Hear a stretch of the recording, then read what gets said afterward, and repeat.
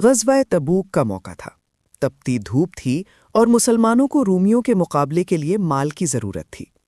جہاں بڑے بڑے صحابہ نے اپنے گھروں کے ڈھیر لگا دیے، وہیں ایک غریب صحابی حضرت ابو عقیل انصاری پریشان تھے کہ ان کے پاس دینے کو کچھ نہیں۔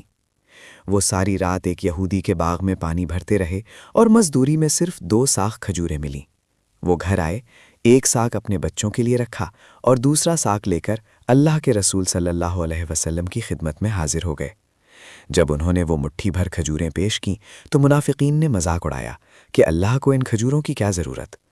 تب اللہ تعالیٰ کو اپنے اس غریب بندے کی ادا ایسی پسند آئی کہ قرآن کی آیت نازل ہو گئی اور اللہ نے منافقین کو جواب دیا۔ رسول اللہ صلی اللہ علیہ وسلم نے حکم دیا کہ ان کھجوروں کو پورے لشکر کے سامان پر چھڑک دیا جائے تاکہ سب میں برکت پیدا ہو جائے۔ ناظرین، ایک غریب صحابی کی یہ خلوص بھری قربانی ہمیں سکھاتی ہے کہ اللہ کے یہاں مال نہیں، نیت دیکھی جاتی ہے۔ کیا آپ جانتے ہیں کہ وہ کون سی قرآنی آیت تھی جو اس موقع پر نازل ہوئی؟ کمنٹس میں ہمیں اپنی رائے دیں اور بتائیں کہ کیا آپ کو ایسے ایمان افروز واقعات مزید سننے ہیں؟